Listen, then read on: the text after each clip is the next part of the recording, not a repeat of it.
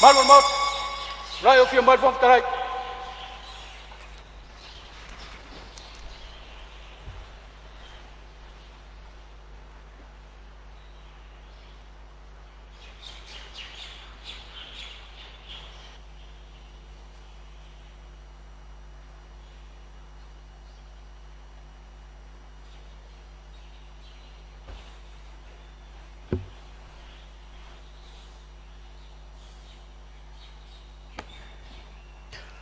Tātou talo.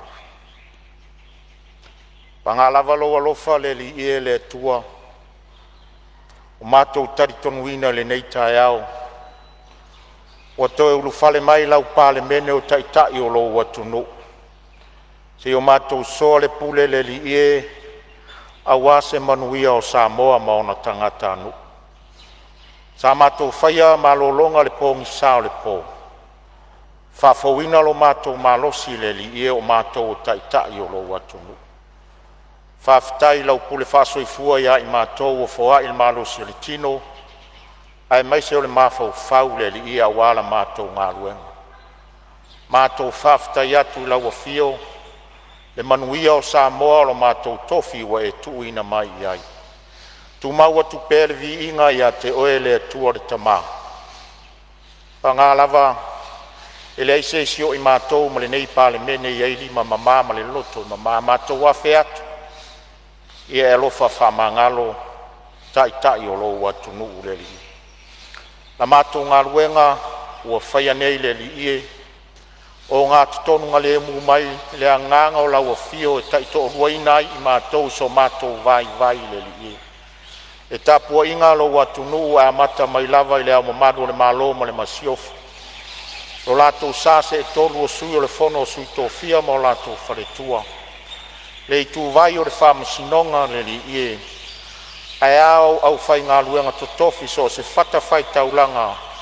O lo whanono manua wa Samoa ma sona manuia. Whanau e urufale ia o aonga. O le tangata malana wa e vala awina iai. Le li ie tautai iae. I lava singa o le nei aso. Tapua inga Samoa so se tafa o le nei lalo langi le li ie. Ie e whamanuia ia i latou. Fofonga whetalai la wafio ia i mātou le li ie le nei aso. Na ia i umale manuia a mātou fuafuanga. Fo i lava le vi inga ia te oe. Ono le suafa manu malo o Yesu lo mātou li ima le whaola ua o le atua ini. Amen.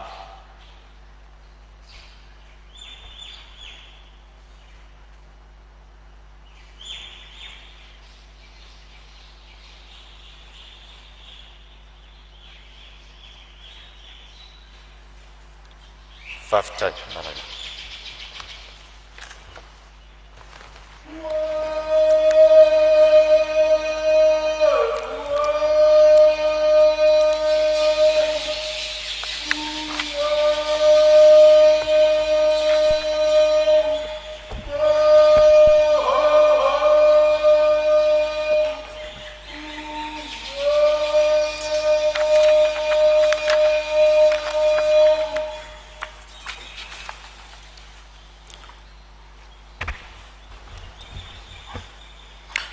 O te whasisi latu a matalia nei tau numanga le fono ao whaitula fono. E le whaiti tia le loto whaftai ma le anganga whanga i tia le nei tae au. I le alofa whaasoa lo tātou tapau sili le langi. O lea ua tātou iai le nei tae au mo le whaawa wina o le tātou ngā luenga e pei ona tolo pō mai ai le pō ana pō. Ao le ao whaalo lo le tua. O ma whai ai ona tātou toe whesila whai lona file mu ma lona matango fil. Tu maua tu pēa ia i te ia le vi inga o le whamanu ma le whane e tanga. Ia sanga whapale ina ma whaala e ina pēa o ia le vi inga. Ono lona lofa whauau e le ngata o le tātou Palemene. Ai ai fo le manatu. O lo whapena le maleifua mai o si o tātou atunuu i le nei tae au. O te ofo alo whātu, ma whāta alo whātu le paia o le Palemene, ma lo tātou maota i le nei tae au fōu. I lo tau soifua manuia, ma le langi e mamā. I le fio mai o lau fionga i sui Palemia, ma le paia o le kapeneta. Whapea fo i la fio mai o auto fionga i minsta lango. Tau le sia ia le tau singa alofa le atua le tātou vala ai, ma le fionga i le ri pare mia. Tātou te talo pea mo lana wha malolonga i a te ia. Se aso tātou toe foi, ma wheiloa i le fia, ma le manuia. O te whātalo whātu foi lau fionga i le taitai o le tuangai, whapea lau fionga le sui taitai. Fio foi lau fionga le sui fonga fitalai, ma le mamalu o sui sfono uma o le Palemene. Ma lor soi fua manuia, ma le langi mama i le neitai au fou. Tātou lalafo ia i le langi, le whātonu folau o tātou ngā luenga i le nei asu. Tulou, ua nā o tātou o ni au auna. Alo tātou valawina, wha moe le whaunga le tua. Mala ese o wha manuianga e ala ilona poto e wha soa mai. Sa moa malau wha fonga tāpua i mai le nei tai au, i o tūlanga wha lupe ina. I sa moa nei maso se tafa o le lalolangi. E wha talo wha tu lau Palemene le nei tai au. Lo utou soifua manuia, ma le langi e mama. Ia tāpua i maia, ma le manuia. Le awhio mai o whaurulunga o matanga luenga, ma wha la tonga tu maoti o le tātou malo. Malo le usu, malo le onsai, malo le soifua manuia. O utou whaiva alofi ao, e tu atu i le Palemene ma le whainga malo. Ia tāpua i maia ma le manuia i le nei tai au. Le fau lau o le sao le Palemene le nei aso fono, wa na o se tau le mau al fofonga fitalai. Fai maluo tātou whaiva. Sa ili le atua a upenga e tātou te tau i tuala ai le nei aso. Wha manuia le atua le tō wha ma le utanga usfono uma o le atunu. Manuia fo i le tāpua i mai o Samoa. Tu ina tō pepa. Mua, e Palemene lua filusfulu lima, lua filusfulu ono, numero tolu tolu. Le ipoti le pule mso tusi ao i ngā luenga le ofisi so tusi Samoa. Mo le tausanga whale tupe lua filusfulu lua, lua filusfulu tolu. Lua, pe Palemene lua filusfulu lima, lua filusfulu ono, numero tolu wha. Le ipoti le pule mso tusi ao i ngā luenga le ofisi so tusi Samoa. Mo le tausanga whale tupe lua filusfulu tolu. Lua filusfulu wha. Tolu.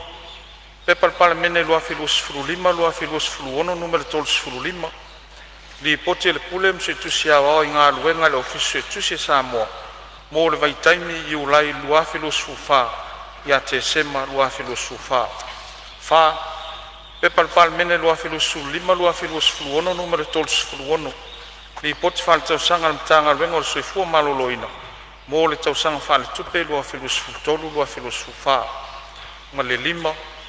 Pe Palemene lua filusfulu lima, lua filusfulu ono, numero tolu fitu. Li poti whale tausanga le mtanga luenga o whātoanga mwhai ngā whaiva. Mo le tausanga whale tupe lua filusfulu tolu, lua filusfulu wha. Whalo alo lau whio. Ngā luenga o le aso tau ni malo. Whai tau ngā tulafono tau whaofi. Tulafono tau whaofi o whatau ino tupe lua filusfulu lima, lua filusfulu ono. Fe lafo inga whauau i lunga o le whaitaunga whalua. Aso fono lona lua. E tolo pota ua le manga al fono au whai tula fono le pōna pō. Ua mai asau no le sus fono mo whalelatai ma samtau. Ia o le avano le nei mo isi sui ma malu e fia sau noa. E tusa o le tala whaatau le tupi. Tau whionga le whonga fono. Ia, mai tau watu leo a tūlai mai le sui o le vao fono ti. Ia, tūlai mai e sau noa e tusa o le talo le tupi.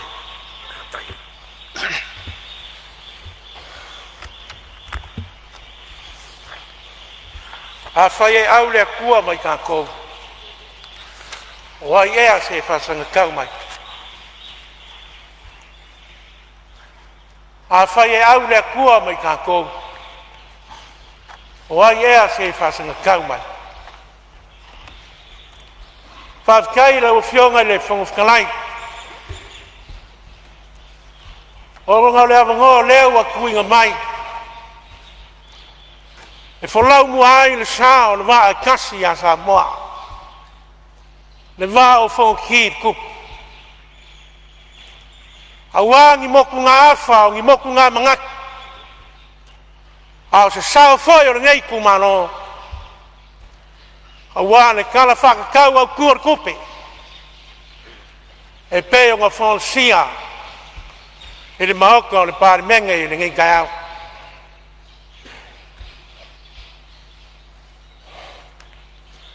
O lea lava sa iai le mangaku. Ma se mawhau whaunga. O le ngei kumano. Se i maea le lei o ngā sausau ngoa sui ma maruma. O le pae inga longa sfuru marmana. O ngā whawhon lau lea o le sa. O le wao whonki. Pekai. O lea wa pue ul papa i le whako whala inga i lau whionga i le whongwhikalai. Ma e uska ia foi. Ele i kumano le wao whonki. Ia le paiai o lau kumano. He whainga kā lau kou kā poinga. E ua u mangatu. Ia kā poi maia. Sau se kaimi sau sa i kuaso. O ngō ua whea kulea lea ngai whainga kā. Lau whalo alo. Ma le maulunga. O lea o kou il whale ai il moka o le Palemene. Ai ka poi mai mo ngia. O lea o lea whaiso kā kusao. O wā le karo kupe. E peo ngā whakaoko mai. Lua o lua lima. Lua o lua o. Lau whionga le whongkalai. O ngā kua lea kaoko ia kumau ngau whao ma whangaloa. O ngā au e koa ma o ngā au mai ngā solo. E whapea fōi o ngā kowhe ma manu. Ma o ngā wangu paia. A le maunga fōi.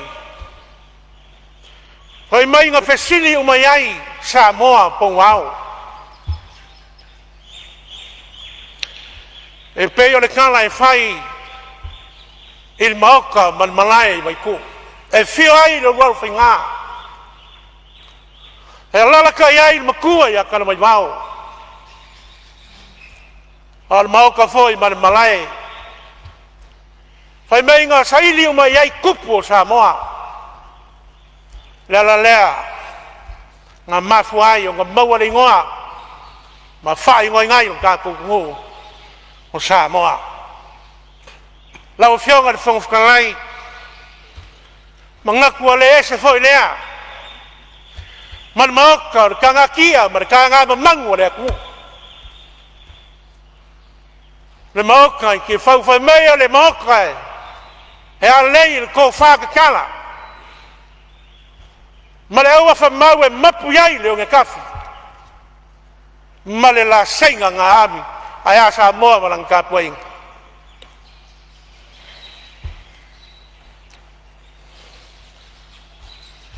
Le malai le so kano ai. Pe whakawhiki ai se whailaunga. Le malai o le whauku ngā kangi ngā Samoa i kua wai kuku mani pēa. E whio ai le whaumungā o le kumwhia. A whio ai ka pāu mainga. Maru lalu kao i le kusinga. I whalau pauru kofia. Kai ngange. Le mamalu ia ke oe whaleaka.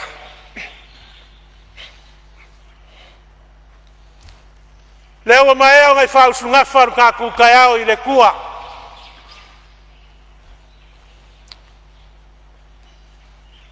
Le whau e uku lang kau malangi ngai au loa. Le whau moe moe o ngai yaso.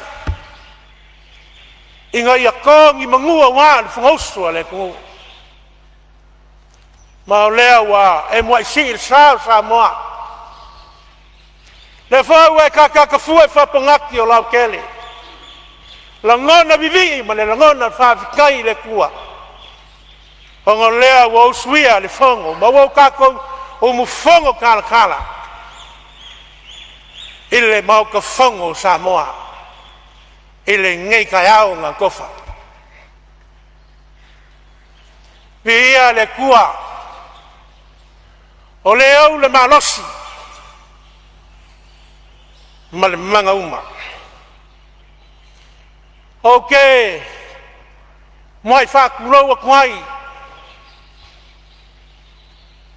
Le kapuinga leo il papa lenga e o la usonga ile amo manu le malo. La usonga koi male li fango. Vale koa mala musof. Aya le fola le se. Ya ko fionga i si ko fia mo ko furkua. Mar malu na valea wa ainga malaku kama. Kama malaku wai. Ku mua mapule i kuau malakaua. Ainga ile kai manevao fonki. Ainga kupu, ainga ngofo. Ainga papa ma ainga tawhaifa. Ok, la langa foi fala o kusala. O wan pau o le mok. O ke fa kuloa kwai le fia o lawa fionga. Ile li Palemene. Lawa fionga ile laudi al mara koa pulong kai mau. E ui ngā kou le fa kasia kai au ngai. Ai mawalunga mangako le lava no koi me ngai. Takalofa ko foi lo ko sa se lua. Lo fionga il si Palemene. Fa pe foi le mamalu o ka pengeka. Aya ko fionga i swimming ska. O le pai inga sful man. Ya, le liu mai le ngai ku al mok. Takalofa ko foi lo fionga ile kai o ku ngai. Lau sunga il kulepa ma si kai. Ka pe foi un ofo fa kan fa. E lau fionga le sa fa piko lau fionga fe me nga o mi mkaf. Ia kai ngange. Ma malu. O fai pule uma fi filia. O le fonga osu le ngai kai. Ye le kiki foi sa fa kan of. E ngai o uso o manu au kafa lewa mai ala ko filinga ia o vea yo fa ka vai fai makai kai o se ma ko vai ngai kiki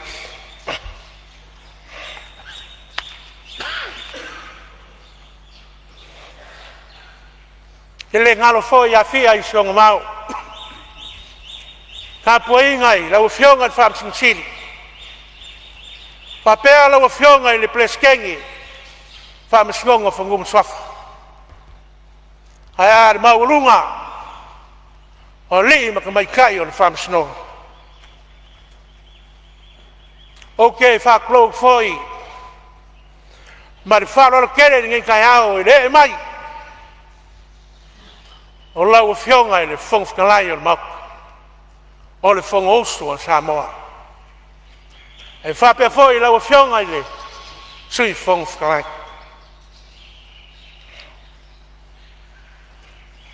ta kalva ku la fionga ile fa lo kusi le fongo male na malo lo office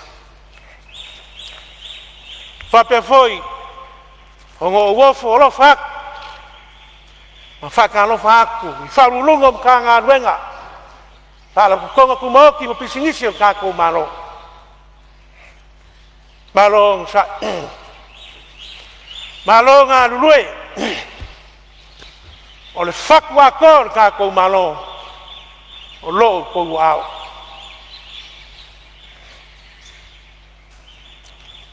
ele foi o fanga ringa se fanga lo foi pia la foi nga wenga kof foi la foi luma wale kua mar fiau mar nga wenga ia le whangarunga whioi o kara le i so se whakawhai kaulanga. I le ngaka o sa mo ngei.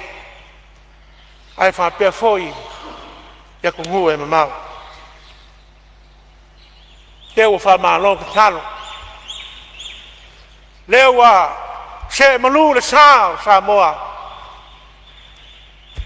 Talu lau kou whangongo ngā mangu i le kua.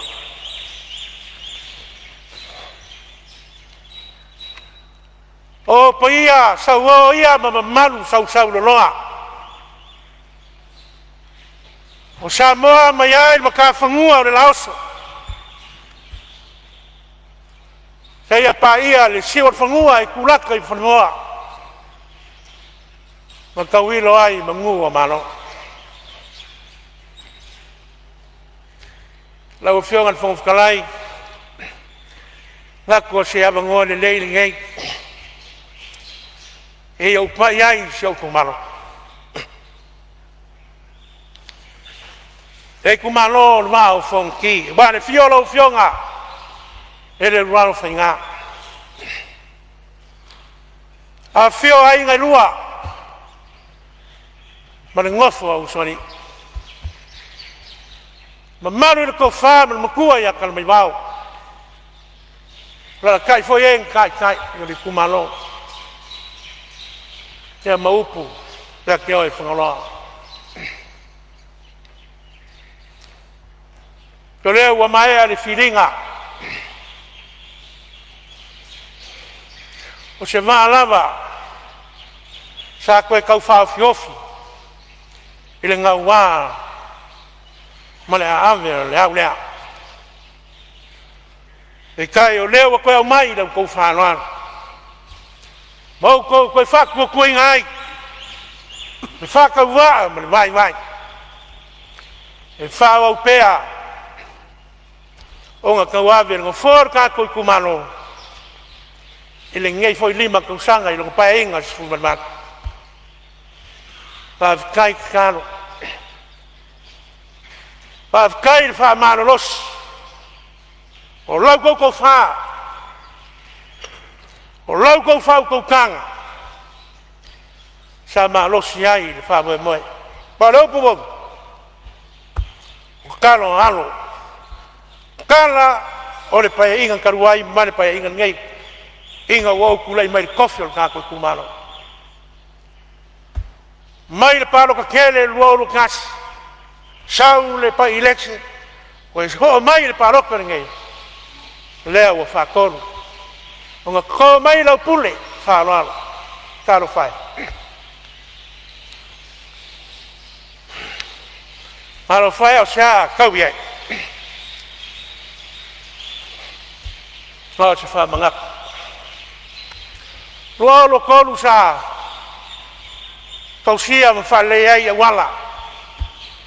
Leanga yaku i whale wha i sa wango. Mangisi o maenga, mai sa wango angai mai lungon whale aonga.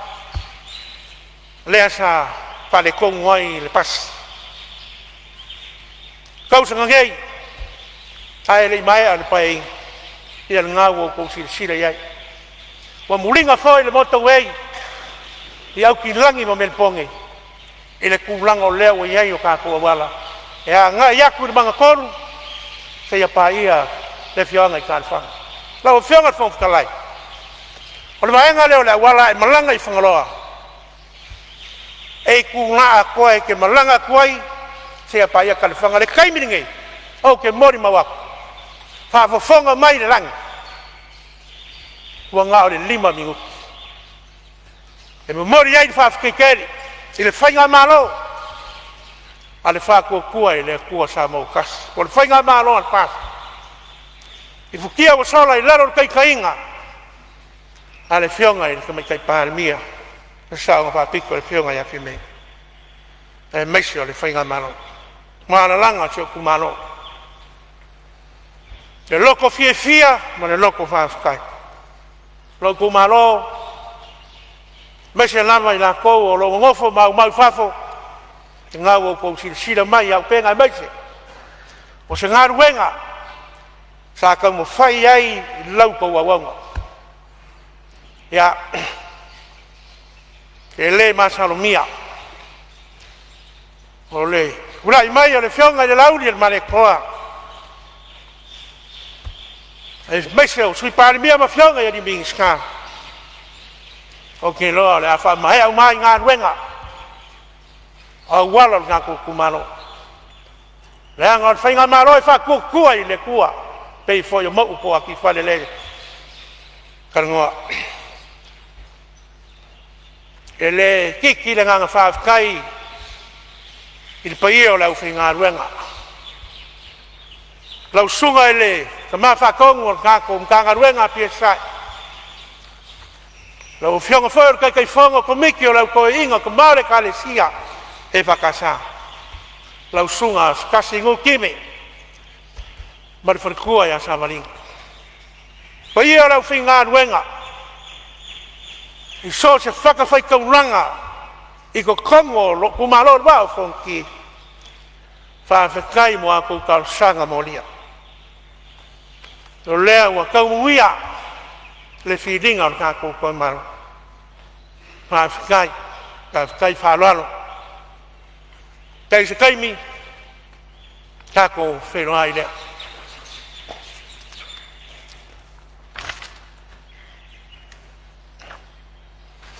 le whaiwhai o ngangalo le whawhikikeri i lau komiti e mese o e sa langolango inga le whamoe moe maro o ngai e le whaingo fie whaiwa sa kou tingio ai mo leo whaikau le ai maro o ngai maro whako koa whawhikai whapane pare sa makua aku ngānu kako whamoe moe i o leo whaikau le ai pia o foi se leo il paia o le pamaria o seu kumano sa mako kauwa ele fainga filinga sei mamaya ko ngai o le upumongi sa ka ko ka alo lava ya ka ko lava o le auva o le vai kasi au wa fangaloa o lea ua mai al filinga o lea ua koe kusi aur ka kukumalo o lau kalo o mai ala ia o lau kou whaku o pang fusi la ia o le whau o malo o mori mai sau kou whaku o whalainga e whasua ma whakumu ai e lau kou awaunga au wā fōi ni pai whawhikai muri muri nau whionga le whongwhalai au ngai au ai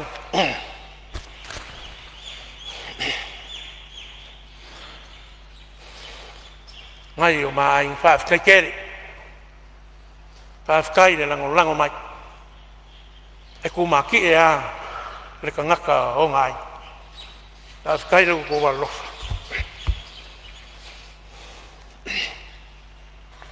ya sio ko nua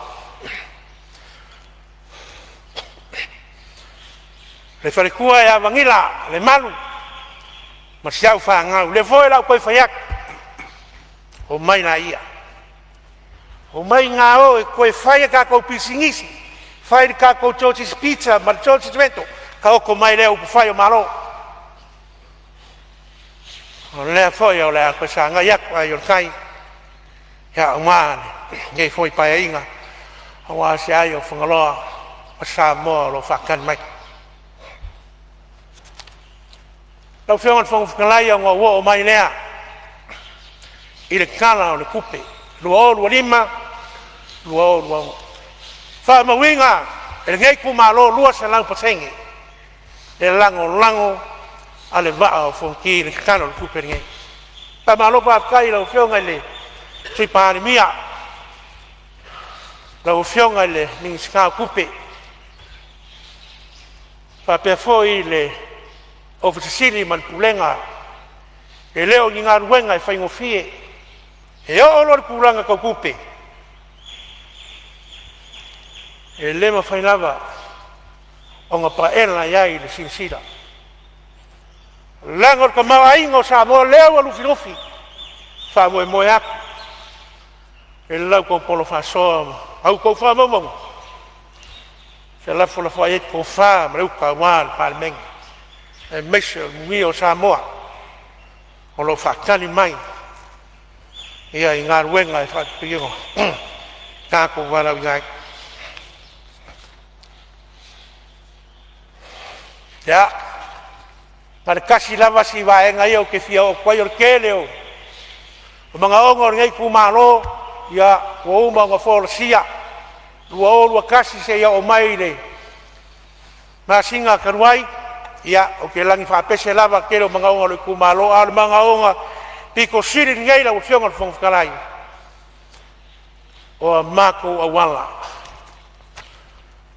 inga wa kulai mai la o fionga le mingskao ha ruenga la fionga su Palemene ala langa ma pese fangaloa fa mai fa kai cha le nga la fala fa kunga o le fainga ala fala fa kunga o kana mai mau o le kama le kama ale va o fonki ko ya le fale lua nga e fio ai le fainga mar kana mai mau kalu leva nga kulai mai le Palemene o Samoa e le io o yai se me ka o se awalka la fionga si Palemene la fionga le binska nga ruenga kali kongo o ska nga kai kumu le lo o lo ai nga siria yo bi le kua o ngo lo ai se awala o mo kwa sa ruku ka vale sa ruku ma ka kalo fai ai maro pa mai le siro makua ta ke au le pasinga kalwai mai mau o la fionga ki fa ai sa wa feri ma sera ta ko tina la me fai mai o le fai fa se fulu ai le o la ka vale le masinga talu le leanga o le wala le we fa fonga mai la fionga le ki kala e bangi ai la mo li mawa wale kwa fa kai o lewa fa kingo le vainga piko siri ngai o nga mafaki ai so kumaro manga kolu ngai kana fanga i ele kua ngar wengo lewa mai anga fa le wa mako kaningal e wo ko sia fiel sungami oso sungami le po ko ngu ai le lima le va au fai mai le ngai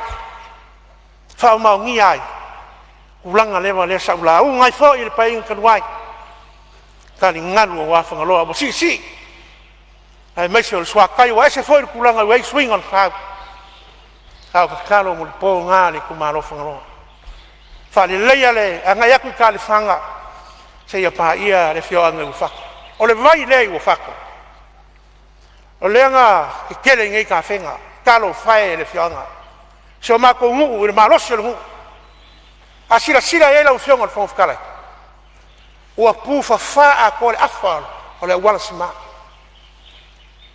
o kiki kolu waso fai le ngar wenga ale umanga ile koe kangwa kole ma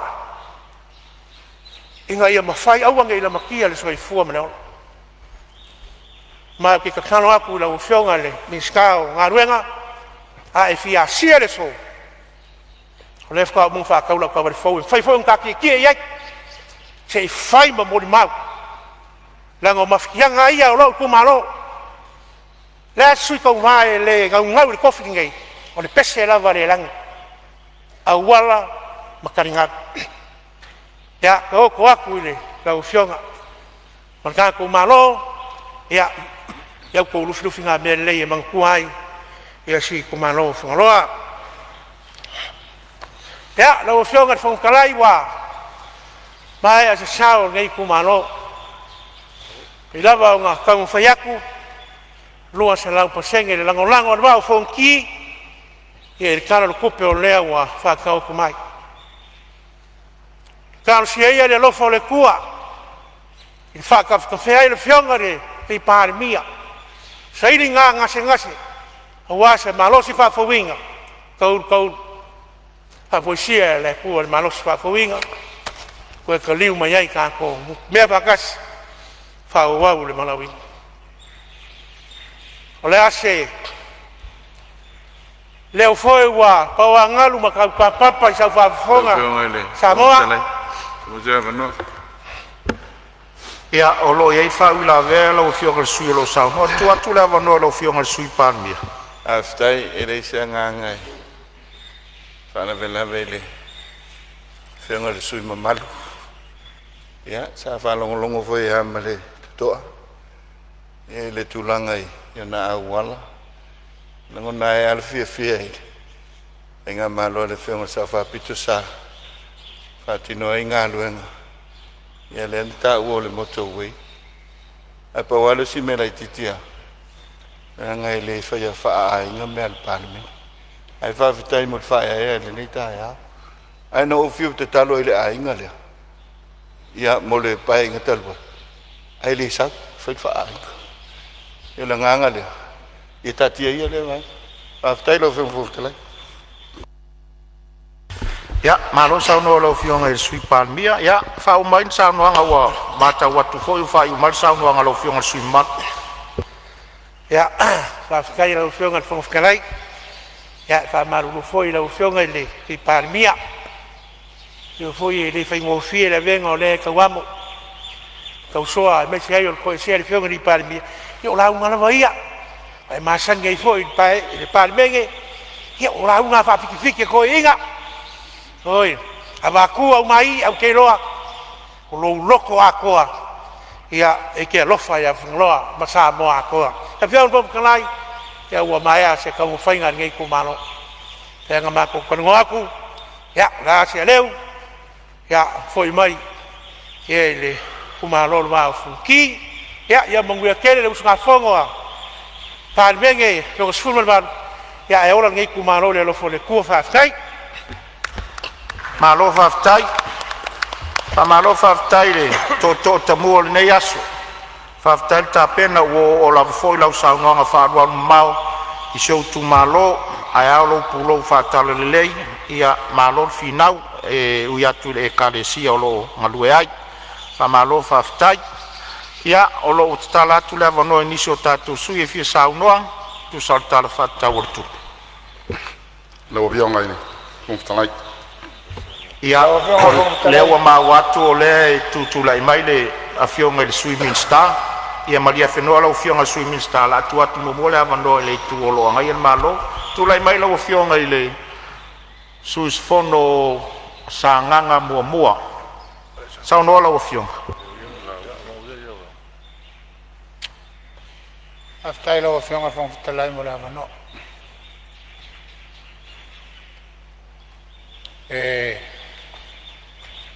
E foi se leo le nei sunga whono o wale. Lau liwina o le. Tala au tu whatau o tupele. Wafe lusu lima le, wafe lusu lono. Na tulea lau o whionga whetalai. Nei tae au ea o te.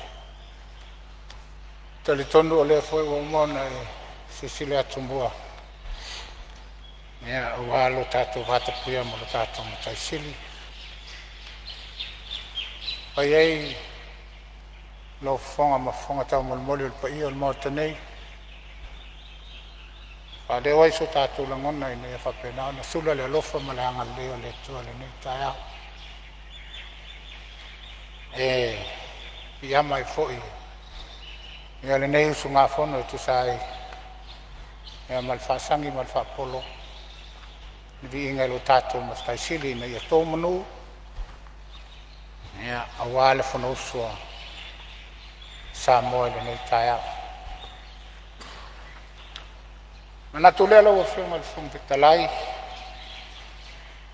Ia ele i o se tala e tu sai whoi. Ma le kala au tū whatau o tupe le lua whelua lima, lua whelua. Ia awa ona tapui. Pa ia sama whai ngā o le nei tai au.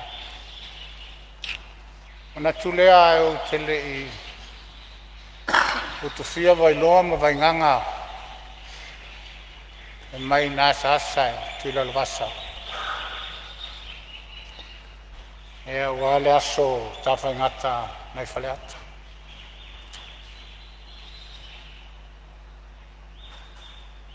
Na tulea lau a whiunga whuntalai. E mo mua ona uteia tō vai. Masulu tau sulunga wa pa ia sa mawhainga e pe o le whetalenga I sao papa. Ai manatu foi lau whionga le whangtalai. Wa so whapenei au na lolo wale tai. Whati au mawhoi peau. E ona solina a leo le whionga tau tai. Ai whaifo. Whaifo tupu o wale nei tai ao e pe o mea. Iai le tai ao matanga whia. O te manatu foi lau a whionga whong te talai. Whai mai tula toa ma tula tofia o le atunu. O Samoa e matawhanua I malai tele ma malai tawhana. Whale tau aitu ma le whale tau tangata. Ai siwa whanua I lalo ifi. Le sau ma whale o mawanga. Ai whi mai fo isi to ina o Samoa. E matawhanua I palai whonoa. Ai muli whanua I ele le sālo tonu mai pea. Whi mai o whanua tausi o le ala taua. Le ala le ala o whionga whongfitalai. Te le so na tapo ina ai le whala mataso. No wā o Samoa. O le au mamala.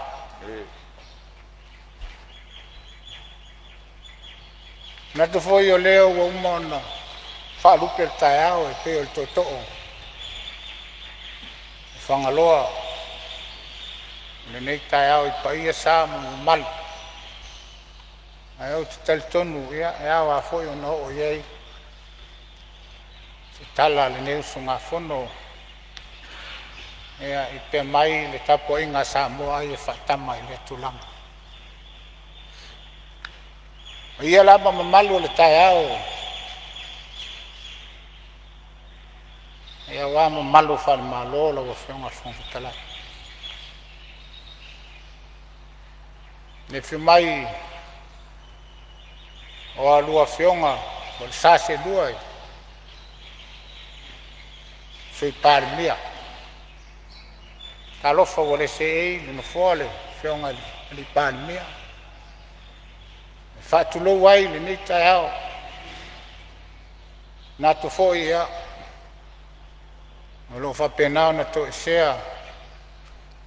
E ono le apusio to whanga ma whalefu. Manatu foi e taulu le whinangalo. Se taimi o na whapena leo na whafusia lo na malosi. E o na whapena e foi leo na tato mafuta e pe o ngā ruenga. E malwala wina. E ia lama malu whale malo leo. Apena ona malu tau e le paia wā. A whio lua whionga I sui Palemene. Malu foi e wale a inga minstai tamatai mali minstai me tai au. Malu foi maunule ti e sa wale a whio mai o. Minstai lang lang. Ia whale malo e. Tole tu o wale. Tapo inga lea ma malo lo tato malo. Lana masiofu. A whio. Le whionga sutofia ma lato whale.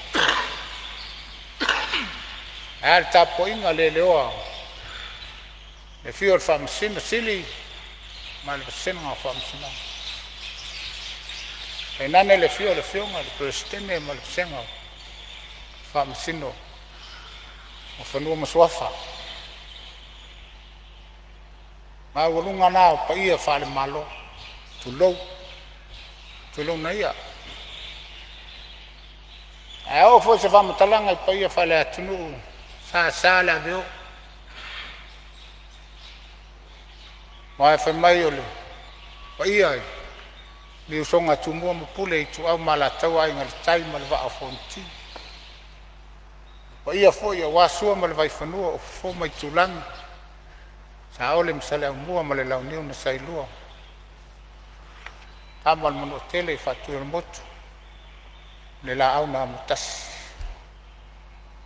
po ia wa ainga mo la tu tamma mo la to ainga tupu ainga nofo ainga papa ma ainga fa ia sau tu fa ia lo tato tunu ali poi se tapo inga mau wale fonusu Palemene samo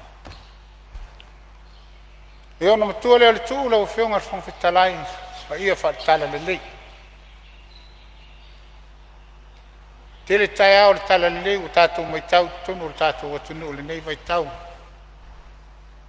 tu al tu wa lai ola mna fanga falu mo tuangyang e mai se matani u fengai malata ia male tele o taia o tala le lo fionga fon plai le o mai tau le nei vai tau te tonu so tato tunu e o lo fa pena fa no manu e am fa pena talo le am al po ni manu ia samo le fata fai taulanga ma le fata fai taulanga tu lona ia tu lona la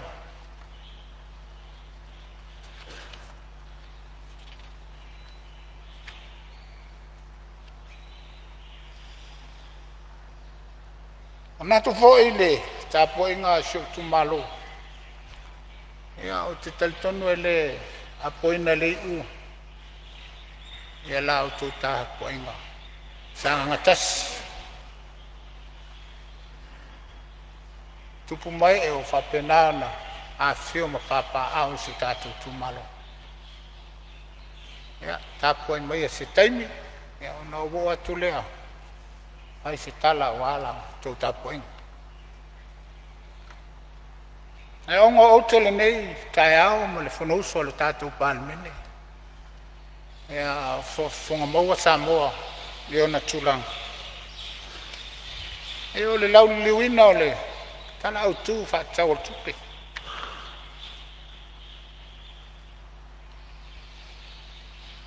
mai le ai fo e se toto o fa penao na fiti ai au na tongi le maa la lava le awala e mawhai o na whai ai o se fautuanga o se fesili ia ina ia tini pa ole uto ma tau lau o whamoe moe to ai lo tātou atunu o wale tala whata wa wale au ngale ote la o whionga vong talai e li poi ai whatau nuu ai fuafuanga e wale lei ma le anoa o se au o nanga a wale atunu e peona whapena o whatani mai nei la kai au ia muli le nganga whaftai e lau e whionga le tamaitai minsta ko lau e whionga sui Palemene ia malu o wa o le minsta tupe e whapena sa ngafa tau ni maina mwhapena na lufi tu nai muni au mfursai whala au mafa ia le tofa ina ia aunga aute le lei ma atotoa ia mamawhai o na whaasoa i se whaasoa ia ngafa tau li maina o Samoa ala foi leo le tula ia tula o whionga whangtalai watu ni motunga afa pea ngā le lei a fai foi le fa ngai no ia nai na le utal fai mea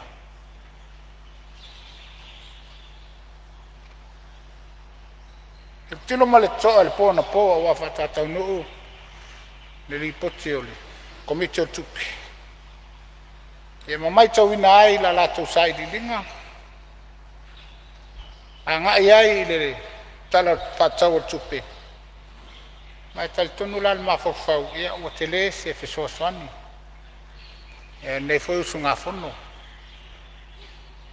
ua le lipoti e pe ona faataatia nei i tau iai ma le toto'a ua ai loiloga foi a le komiti le afioga le taitaifono ma lona auva'a e fesoasoani ai na ia matala e mamau ai se iloa atoatoa ua le faatatiaina mai o le tala tupe pe ona iai i lenei taeao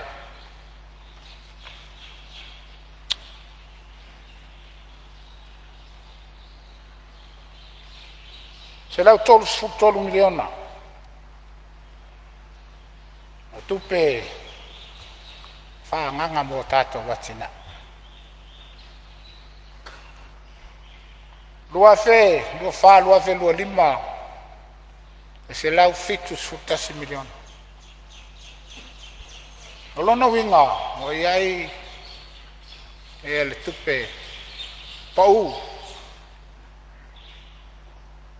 mo le faatinoina o tatou poloketi lea foi e maitau lau afioga le fogafetalai faagaga ma faalagolago o le tatou faiga malo i tupe faatino ai le tatou atinae ia i tupe maua mai a tatou paaga mai fafa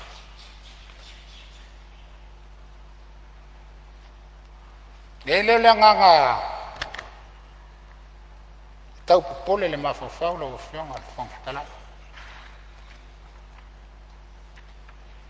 aua o te talitonu o te leiloa po fea o iai le pasene o le commitment o tatou touna panas e faataunuina ai ia le tulaga o te manatu lau afioga le fogafetalai pau ia o se leni o loo faapena ona faavanoa e tapena ai a tatou atina ae le agaga ia te au e so se faiga malo lava a leai ni atinae ia e lē mafai foʻi ona faatupulaʻia lona tamaoaiga ai sea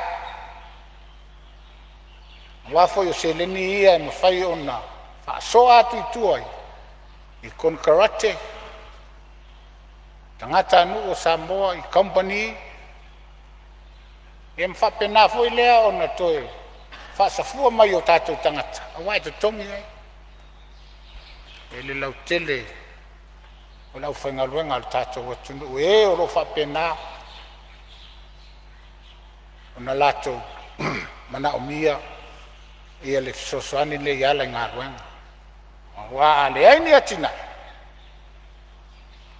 ia ua toʻa i le tamaoaiga o le tatou atunuu ona ia o popolega ia pe a fai o lea mai tau atu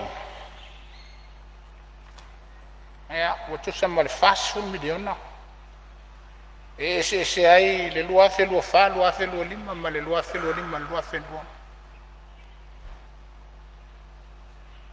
mai tau na ma le toa o lea foi mai tau le tupe pou e faatino e tatou galuega e 7 miliona lau afioga le fogafetalai onai e o atu galuga ia na e faafoga mai le tamaitaimi star le afioga le sulpani atonu se taimi ia ona faapena le ona mai se tali manino po o fea e ona mafai ona au mai ai le 7 miliona le e o lai le tofā ma le utaga faatino ina ia faapena ona atoatoa lau aunaga ia e ala e tatou galu mafai e maisea e lē mai tau atu e faalagolago o lo tatou malo i touna panas e faatino ai poloketi mo le atinaina o se tatou atunuu Ia whapau mai se tala. Ole mai tau le. E veo rong te lai, kong se vano. Ia, se on sai me lava le sui o lo saungoa, se tu atu lava ngoi le fionga sui Palemene. E rau veo ngai le. O te lai le ngang whaftai. Le fionga le sui mamalu sanganga no mena mua. Tu sai o le tulanga iai, ia me se fui. Tato tu sei lalo ia polenga le fionga le minsta. Ia le pa sa fatal tali al tene umai polenga masarna le paula polenga. O le si senga le tulanga o tala le tupe. Ia tupe sa fa nganga mua tinai. Ia me se le tupe sa fa nganga fu le teu sanga fa le tupe o tona yatu. Aftai. Ia pe ona le nei swinga le swinga le tatu. Tau mo whainga i le nei vai tau. Me se foi whatino ngā tina, se sengo whinga whawai. E le tulanga sa iai, pe ansa no le whiunga sui. Sa ngā ia tu tatu kong kalate, e a maa au nanga whapena. I ta i le nei tai, i lua ngā i tatu ngā lurue le atinu ato. E la tu tatu tai 2 milion, e le 1.8 i nei tai. E au le ngā le nā e a matu le 2 milion. Ia tau whai tof sao uma pulu malu ali whai pule e o lava iau manga tātou ngā lulue e warisi tātou atunu e te mitali manino le whionga ele mista au tupe iau se tali vai lea ala tala tātou ai male nganga whaloal Aftai. Ia, o masalo leo whaafonga lo whionga sui manu, ia o leo watali le whionga sui Palemene. O la maua la toanga pe a whapetali ma lo tu sau lo whinangalo. Ai whaua o mwata saunoa? Ia whaftai a e lau whionga whongtala. E le ai e le sende fo yo. E te i e le. E usu ngā whono nei. Ia whaftai. Salo e se o tala ngone le tulanga lo whionga sui Palemene. Ono leo te tala no atua uia i leo te lenga. I tōna i ele nei tai au. Lea la e pupule ele mawhawhau, o lea, ia aton se temi o na tali me leo le whionga. Tamai tai minsta tupe. E whamanino atoa le tulanga. Ai, o lea ule tala no ia ele. Le tulanga o le anga i lunga o walanga o le tala le tupel nei. E tau na awhia ai. Ia, ma folanga fui sa whapena na whai tu sai mo tātou whenga palota. Ia tati ia i leisi talo le tupe lea la anga fuanei le luafelu ono luafelu fitu. Ia atonu o le a manino ai mata le vai. Ia ila matau le mai tau, whapaita o le a amata ele. Le nei tau sanga whale tupe, ia folanga ma. Tulanga fo e pe ona tuina mai. Ai atonu o nai e na inisio folanga. Ai o le tele folanga. Ia atonu sono lima tau sanga pe a. Ia ona fatino le. Ai na nai motunga afai. Matanga luenga whaftai sa whainga. Le mai tau watu ia e fau sa whainga. A fionga tamaitai mali minsta. Ia msalo e nao. Le to lua to tolu e sa yai pa inga e wa sa fa inga le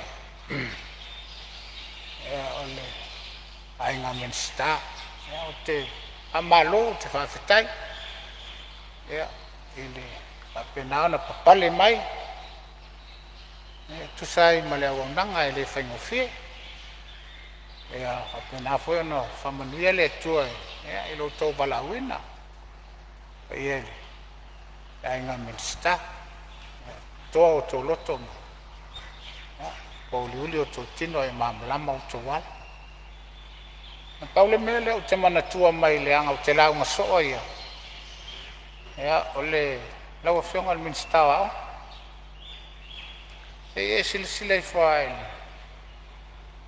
i le talawhatau o tupe la o tō mtanga o tō tongi o whaia onga wa onga mata ala no mau atu le tulanga le ona te la ngo so ia o le foi sa fataua la auto ona vatau ina ia tutongi faya onga mata tutongi al tato malo e moni ona ia le grant le na ta o le OGG ai o te faya tu la o fenga al minsta ele tai ona awa fa tino ile au nanga mana tu mai foi la o fenga al minsta e sila ele tu la fono wa onga ona ua uma ona fa tu la fono ina ia le au tawina o alo mafana o fato sanga ai anga ila ile a o mafata po ele chalu al facility fa fe ona tongi fa ya onga o tawina alo mafana e fato sanga le ala na maua le na tau foi ale mai ngalo fa penana tu le menele malo ale te vai atu le talo tu ele o sawa ya ona o talo le lo fionga le minsta se to sile i fa le tulam eu tau ai o vai tau le o le langa le tamoititi eu wa onga fateta mai le ma faila ona tatou alofia le anga o ona fatula fanoina e tatau ona onga le tamoititi ma ave te fale onga ele fata usang eo al facilitele na ofea e tupe tu tongi e faya onga e o tau wina le fata usang eo ea se sile to e la ofea onga manatu fo ia e le fo ia te o e mtanga luenga ua le fo isa e ngalue ele universite le simtanga luenga lo fionga le minstao fanua ia o le tele o le fa felu fesasile ia o ia fa ia wala e fa ia malo pe fa ia la uli ia ona fanua e o te vai le talo le tupele ia o le ia le tupe fa nganga mo awala e anga I lisi le malo e ala no te tala la ofenga le minsta e ona le mato tu malo e afia tele tulanga le telefono lisi le malo lo ia e motoa fa ni tonu o wala na la o vai atu o ia se le ni le o fatatia mai tala fata o tu ia na ofenga se e lo fan mangatia na tangata e mo ia lisi le fonua al fale la tu oi al fale fonga falua o lona winga o fale mautu fale wono no foi tangata tupu mai e se tato o timo o lo lalam papa au ia foi tu ai nga fanua famolis ala isi mela o fonga le ale le minsta e se sile I fole na tu la fono pe le o tau no yo fa tau motu fono na tangata lo le lisi oi o fiu na tangata to ni lisi ya e la to tele un bia sa loto fono ya se sile foi la o fonga le minsta ele o tala fengai o na fa matu fono na tangata se asita foi fa pena ona fa wai lona tama wai ngai le lo pe ngai fa ye sanga no nga tupe fa le tupe ma tina e lona onai ma tato samo ambu ye tangata na mai amo lo la tu fono o me sa loto ma fa ye ya lo la tu tama wai nga tato samo uli tuale ia seme tau saile ne tato ainga mai fafo ne tato fanau a se upo se umio se fonua salot ne le fa pongai fo na tuai na tina e tātou ainga wa e le ni asita no ni no ngā tupe whatupe sila ne iai lau a whionga te tonu ia e tāua ia te oe wālanga oe fo ia te alala i sa la whai e tau mwhai mai lava i tō muanei o na tūlanga e le wala wina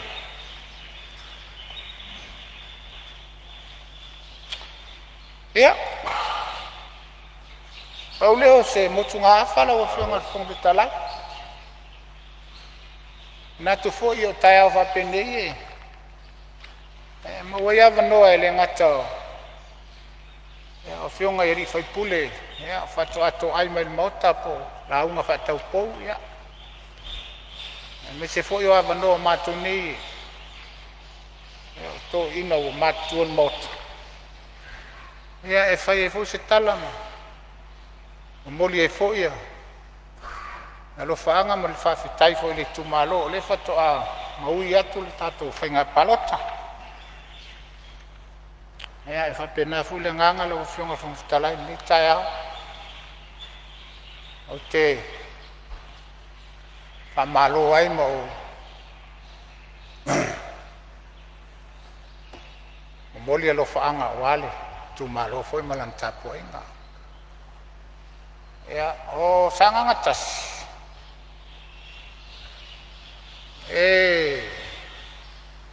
ai ma whawa ai ro whapena na lipo i ai stono se o mātou tumalo e ta i ai tupu mai e o Samoa ia iona tūlanga whaalupilupea o tā whai ngata o nuu fou o a ele o ele le sa ia ta ua tātou o tua ai ma whawa ai e leo ni nuu mawai a sirisira lau whionga whongwitalai o loo papa au ai ma awhiwhi ai tupu mai e o so tātou o tunu la ulea mai tau ta whai ngata nuu ma ele ma lo le tapua ma fitai foi fai tatalo a fitai mo le tātou whai ngā whiriwhiringa foi e te ona whapenao na maui atu ia leo o tau whapenao na o maila o tau whatuatuanga ia o te tau a vea aile no fo le tātou tu malo a tai tele fai tatalo ia te tau a misi a foi o rupe whalele e lau whainga luenga te tofi a le atua o lo whapenao na panono manui nā foi whawa aima toa aiole o tua whonga o tau talo mamana ia se a wale whalele ngā fulu e peona ele nei tae a se teini ia ana whaole o tu mana onga ua tau te popolo Toe lua minuto il sui lo sauno. Siri atu le vave ona o ole. Io mana onga, ilo waru sawa le minista.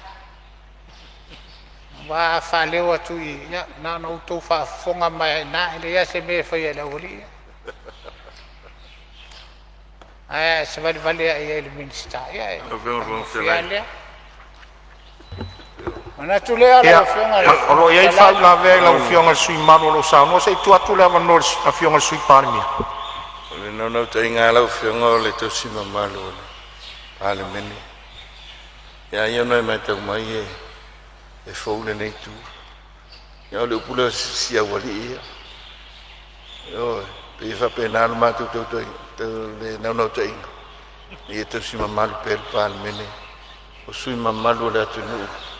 Ai mai se e o fiona mi sta to tuina si sta to tunu fa penaro ma tu no te inga le fa tunu el mata piale ma na mal mamal ma su le fiona le su mamal a se matu le tu alal o le foi u pule o si awali ia la ngang fa lo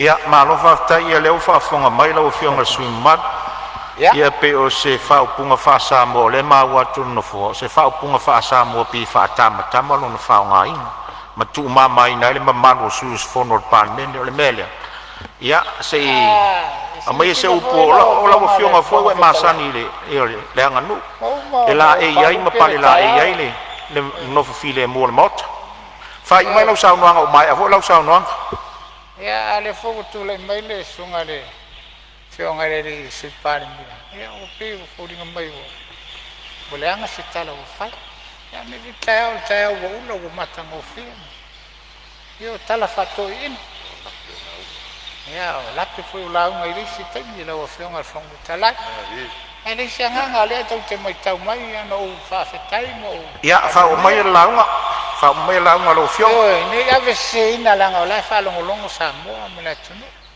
o ia tele le ulunga ma tele ulunga le tu la fio ngale o be sa no ia lo fio supan dai le piano tong faya sama tu tu ala ile faya ala nga sa no ale fio nga ya au ma se vele sunga fa fe nga ile mamal oi ai amata tu Palemene nai mea itia ia tatu fatamala ono lo fa fonga Samoa malanta poinga tal tununga ia lo fionga fong telai la tunu le nei mamalu ana ata poinga e mamalu ana ta ulanga e mamalu fo yo na fai ka pena au sa matu tu ala lo ile fa ya an fa pena tu lo fio le mo wat faftai lo fionga sui Palemia ia lo fionga le sui mamalu ia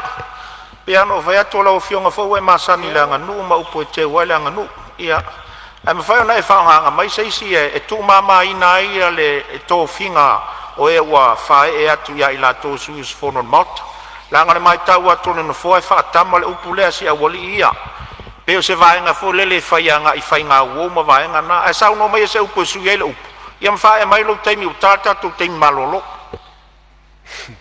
e fa vetai zalo fo ila o fionga fo fitalai e oi ana fa pe te lo ele anga le le vana e tau fi mai fo sita e ana fo te mo le wi malier fi nga lo suyo le wa vatu so soani no fo a fa pe la te le talier so soani atu no fo ia ole ave ese le upo mfa mau nga langa tu mama inga to finga o sus fono Palemene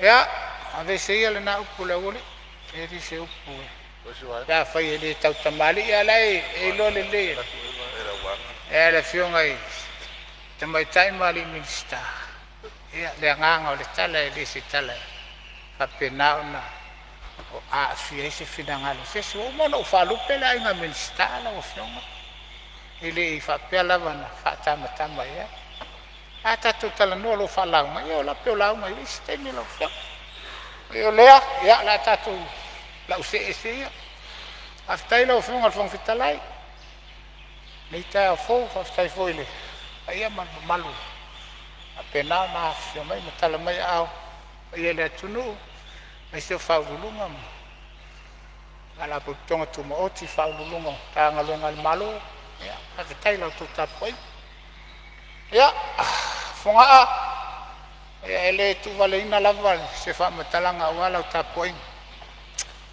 fonga lo fa pena na fio ile fio ngal prestene e mal presteno lauso e ole kalesia metisi Samoa ma le lalolangi ato o nga foi o lo fatena ona suele to ina a fili matalavea o nga foi o lo fio ai le patele tau simtanga luenga o nga foi o lo fatena na fio ai o te fautuaina sui mamalu Ua whātoru ona avatu le tausanga le no foa e whamai a mai lo taimi sila foi.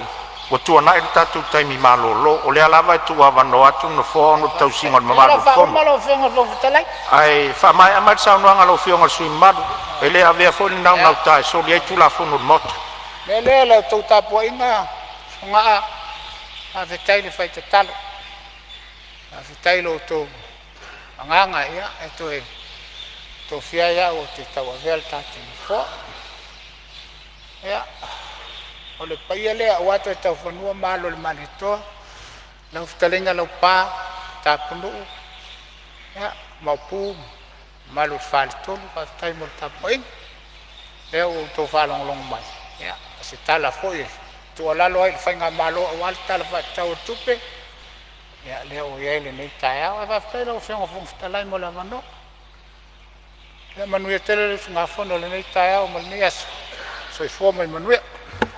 Malo whaftai sa noa lau whionga sui malu, ia lau whionga foi le sui tuai o mata.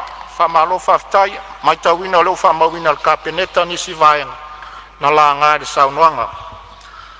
Taluai o leo tātou taunu umai taimi malolo, te whasisilatu, whatatia ese taunu manga le whono au, whaitula whono, mo lana malolonga masani o le tai au.